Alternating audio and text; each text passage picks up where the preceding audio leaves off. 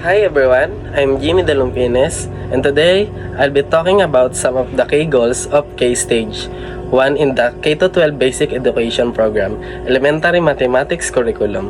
I also share how it compares to the way I was taught before and how it meets needs 21st century learners.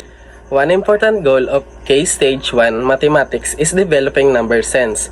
This means helping learners understand numbers, patterns, and relationship, not just memorizing them. For example, instead of only reciting that 5 plus 3 equals 8, students explore the idea using actual objects like blocks or fruits. This way, they see how numbers work in real life. Another key objectives is fostering problem-solving skills. Here, learners are given simple real-world situation where they can apply math concept.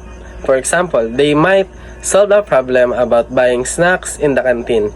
If a sandwich costs of 15 pesos and juice costs of 10 pesos, how much do you need in total? This approach trains them to think logically and make decisions. Comparison with the old curriculum. When I was younger, the teaching of math was often focused on memorization. When repeat multiplication tables or formulas without much connection to real-life use. The current curriculum is more hands-on and interactive. It encourages an exploration, use visual aids and manipulatives, and connects math lesson to daily experience. This shift makes learning more engaging and meaningful. Addressing 21st century learners. The contents of the current curriculums are designed for the kind of learners we have today: curious, teach, savvy, and collaboratives. It builds critical thinking by making students explain their answer and reasoning. It encourages collaboration through groups activities and discussion.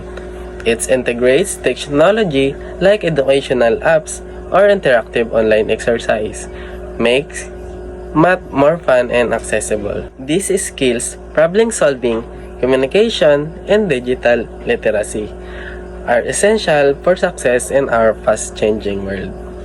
In summary, K-Stage 1 in the K-12 Mathematics Curriculum aims to develop strong numbers, sense, and the problem-solving skills in young learners, while making math practical and engaging.